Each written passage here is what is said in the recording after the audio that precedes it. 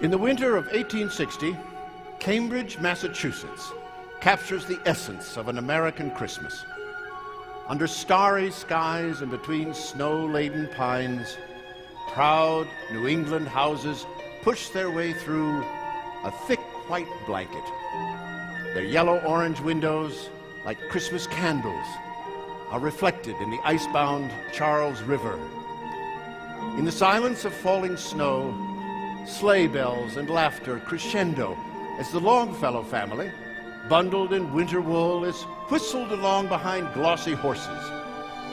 And above them, 1,000 bare branches release a shower of sparkling snow. 5 children giggle with delight. And ringing down cobbled lanes, across fields and through the wooded hills and valleys are the bells, single steeple bells, and bundles of carolyn bells, playing those old familiar carols that make Christmas, Christmas. To men and women of goodwill everywhere, this is the music of hope and peace.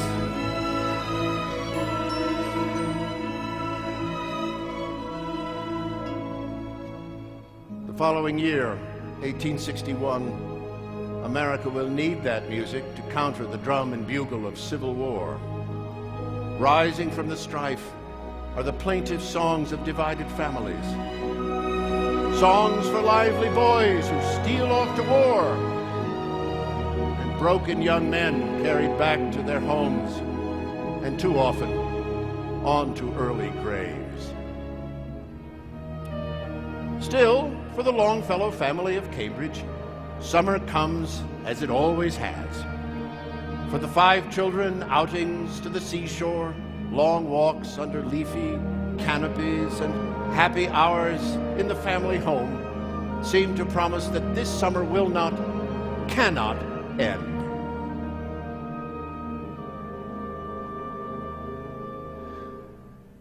Then on Tuesday, July 9th, a fire in the Longfellow home claims the life of the children's mother, Fanny.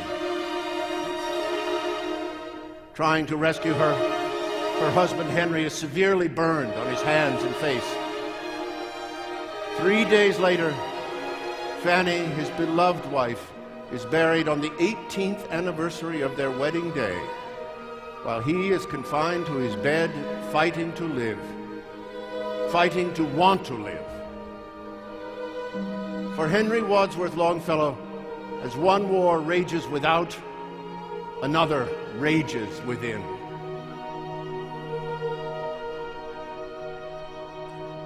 For the next 2 years, Christmases come and go. Henry writes, "How inexpressibly sad are all the holidays. A Merry Christmas, say the children, but that is no more for me. Perhaps someday God will give me peace." And then Henry learns that his eldest son, Charles, who ran away to join the army, has been critically wounded in battle. Henry rushes to Washington to bring his son home, and after days of searching, he finds him barely alive. With the outbreak of war, Fanny's terrible death, and now, 2 years later, his son desperately clinging to life, we should not be surprised that on Christmas Day, 1863, Henry reaches for his pen and writes, "It was as if an earthquake rent the hearthstones of a continent, and in despair I bowed my head. There is no peace on earth, I said, for hate is strong and mocks the song of peace on earth, goodwill to men."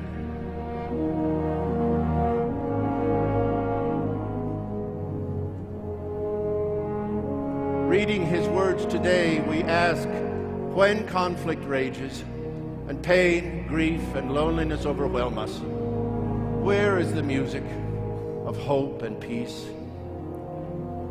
For Henry, the answer to that question has everything to do with Christmas. After Fanny's death, he had written, "So strong is the sense of her presence upon me that I should hardly be surprised to look up now and see her in the room. Death is a beginning, not an end." On that Christmas morning, it is clear to Henry that war injury, and even death are not the end. The rising sun turns the icy river to silver, and the windows of the Longfellow home to gold.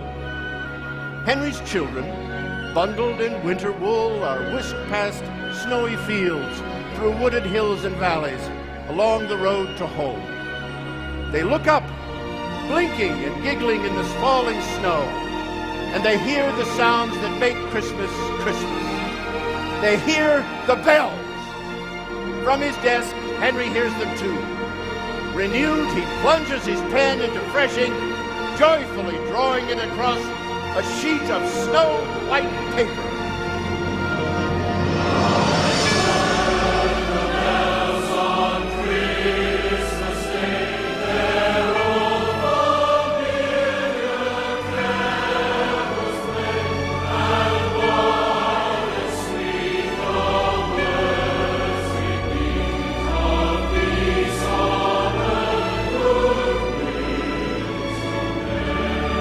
In those bells, the message is clear.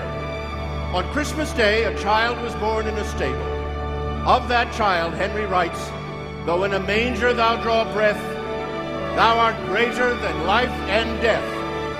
And so he is.